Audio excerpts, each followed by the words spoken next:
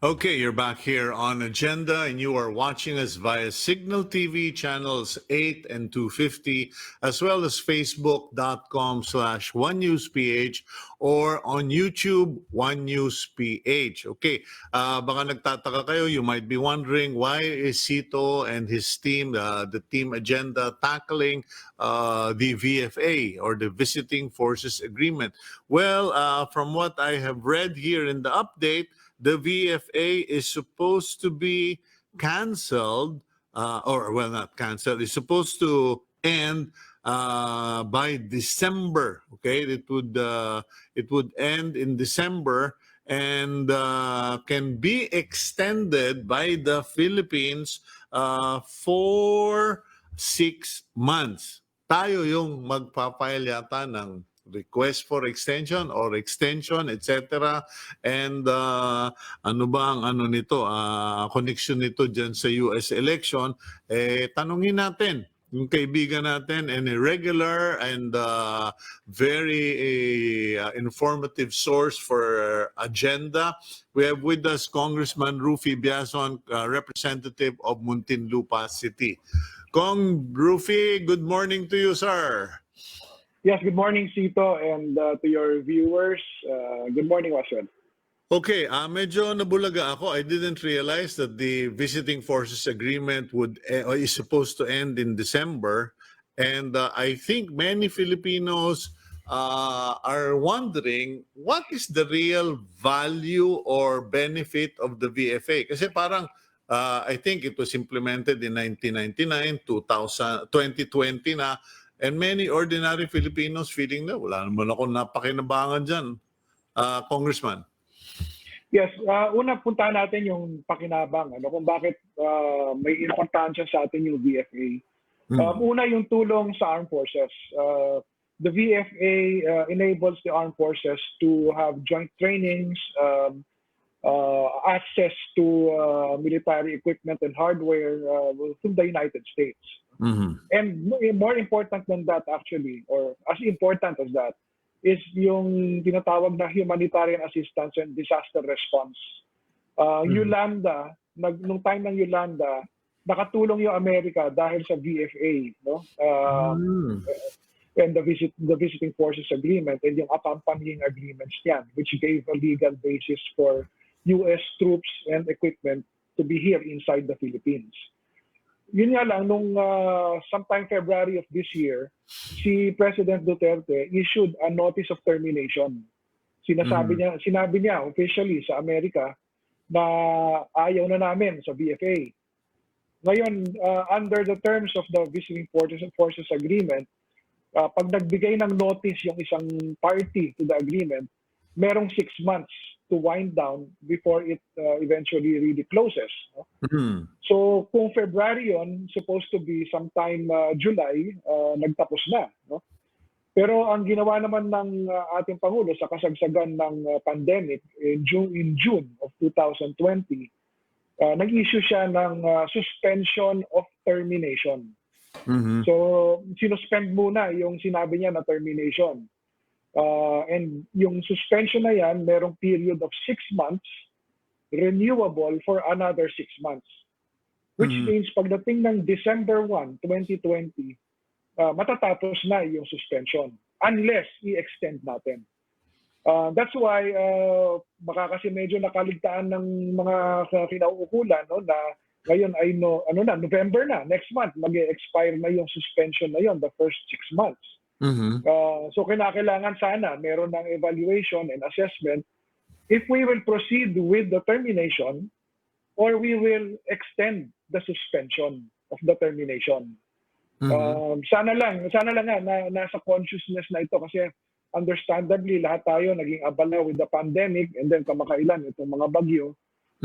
Baka magkabiglaan na naman pagdating ng December, no? Dahil kahit na yung Estados Unidos, kailangan din nila malaman yan eh. Dahil pagka na-finalize yung sinasabing termination, they would have to pull out their troops, no, and pull out the temporary facilities that they have in the country. Now, ang reminder lang natin dyan sa pag-assess, no? Una, recently nakita nga natin nagkaroon ng terrorist attacks in Holo. No? Nagkaroon ulit ng bombing doon. And na-identify pa nga yung isang foreign perpetrator. So may mga ganitong consideration, no? Na dapat din natin isa-isip, no? In considering kung itutuloy pa ba natin yung VFA or not. So nanawagan lang tayo, no, as a reminder na there is this important thing that is coming up. So mali pala yung pag-akala ng tao because I was under the impression, okay, the president was upset and people were saying it was because the State Department canceled the visa of Senator Bato de la Rosa. And then, so he said, oh, cancel na lang yung BFA na yan. And then pumasok si Ambassador Locsin na sabi, and then we're suspending the cancellation, etc. Akala ng marami parang binawi na, kumbaga yung bugso binawi na, so everything back to normal. Dito pala, because it's a treaty, you have to formally say whether you are continuing the suspension of the cancellation. Paano ba dapat? Kunyari, assuming na the president actually says, well, we should just carry on. Tsaka number one, call ba ni presidente yun or ng Congress at Senado? I was under the impression it's the members of Congress who decides on the life of a treaty. Well, may school of thought na ganyan, na kasi pag pumasok sa isang treaty ang presidente, kinakailangan ng ratification by the Senate, no? Hindi kasama ang House of Representatives. Yung Senate, yun yung exclusive power ng Senado to ratify treaties. Okay. Merong school of thought na sinasabi na para umalis ang presidente doon sa isang treaty, kinakailangan din yan i-ratify ng Senado. But there is also a school of thought na sinasabing hindi kailangan. Kasi sa Constitution naman natin, the Constitution is silent, no, with regard to Senate concurrence or ratification upon exit of a treaty. Walang sinabi ang saligang batas. Pero kung iisipin natin yung legal arguments on it, no, ako, for example, I am of the mindset na hindi kailangan ng Senate. No? Pero yung bagay na yan ngayon ay ang tamang pagkaalala ko, the senators filed a petition at the Supreme Court to make a determination kung kailangan nga ba talaga ng Senate concurrence or ratification in exiting a treaty. So medyo legal question pa siya. Yeah, but what happened with that petition in the Supreme Court? Because normally, pag may nag-file ng case sa Supreme Court, everything is frozen, di ba? Parang sinasabi, no, you cannot move ba, puwera touch, puwera lins. Sabi nga nila sa Holland, di ba? Is that the case? Because the case has been filed with the Supreme Court, everything remains? Alam ko rin, wala pang action ang Supreme Court, no? Whether to even issue parang an order na put everything in suspension. So as I understand it, nung nag-issue ng suspension of termination yung Philippine government, in effect ulit yung VFA. In fact, last week lang nagkaroon na ng meeting ang Mutual Defense Board. Usually that is the body that makes plans, no, for the joint activities of the Philippines and the United States under the VFA. So as of now, ongoing siya, no, parang sinasabing in effect, in force and in effect ang VFA. Pero yun nga lang, by December 1, yung suspension of termination will expire unless i-extend ulit ng ating pangulo, no? Which would be another 6 months. Okay. Siguro aside from the need to say suspension of termination, kung gusto nilang ipagpatuloy, what other statement do they have to issue? Yung continue with the VFA, I mean. Well, meron two options dyan. No? One is to serve notice to the United States that we are extending the suspension of termination. Or the other is to actually withdraw the termination. No? Yan ang two options na pwedeng pagpilian. Siguro kung gusto natin ng elbow room, as an extension of the suspension would be the choice. No? Given na merong bagong administration or possibly bagong administration na papasok sa Amerika, dahil nga may election sila by tomorrow, malalaman natin kung si President Trump ay re-elected or si dating Vice President Biden will become the new president. Kasi may possibility na magbago ang foreign policy ng United States, no? In both cases. So kung i-extend lang natin yung suspension, then you have the elbow room, no? Na whether to later on push through with the termination, or baka itong period na to na magkaroon ng elections, it would become an opportunity for the Philippines to negotiate for terms that it deems better for itself. Yeah, well, but by then it would be too late because the elections in the U.S. happens tomorrow. So I guess we're just going to have to wait and see. In any case, thank you very much, Congressman. And bagamat sa tingin ng iba, parang hindi ganun ka sensational na item ito, nonetheless, it is an official treaty of the Philippines that could go left or could go right or could be bad for us. And thank you for calling people's attention, the media and Malacanang, kasi syempre mahirap naman yung ang dami nating inaasikaso, biglang makaligtaan yung problema na yan na is very beneficial to our national security and our armed forces. Thank you, Congressman. Thank you very much for this opportunity, Cito. God bless. Okay. Yan po, si Congressman Ruffy Biazon, representative of Muntinlupa City. And baka nagtataka kayo, ayun, nilinaw na niya, no? Kasi nagsalita ka, sinabi mo, break na tayo. Pagkatas biglang sabi mong, teka, baka nadulas lang ako. Pero hindi mo sinundan ng, at on pa rin tayo o I love you or whatever. Mahirap yung ganyan, di ba? Sabi nga nila mahirap yung bitaw ka ng bitaw ng salita, pagkatapos bandang huli, babawiin mo rin. Okay? Yan po ang nangyayari. That is the case with the VFA, the Visiting Forces Agreement.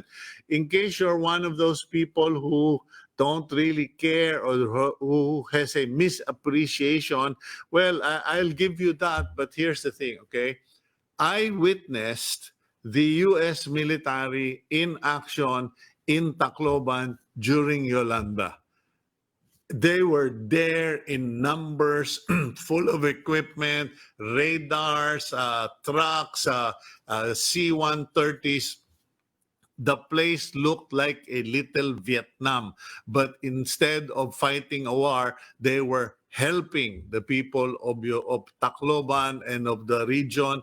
And time and again, we have heard reports, kumbaga, kumisa nasa sensationalized o nane-negative, in terms of reporting or in social media, what the U.S. Government does to assist our military in fighting terrorism. So clearly, the Visiting Forces Agreement is helpful to the Philippines. Clearly, it is beneficial to the Philippines. We just don't see or hear much about it because they don't flaunt it. That is a tradition of the U.S. military, the armed forces of the United States. They don't flaunt it, they don't make a big deal out of it, but they're there, boots on the ground, so to speak, and helping. And, when you start spitting at people who help you or start bad-mouthing countries or groups that help you, I mean, it's being ingrate. Being ingrate is just such a bad character.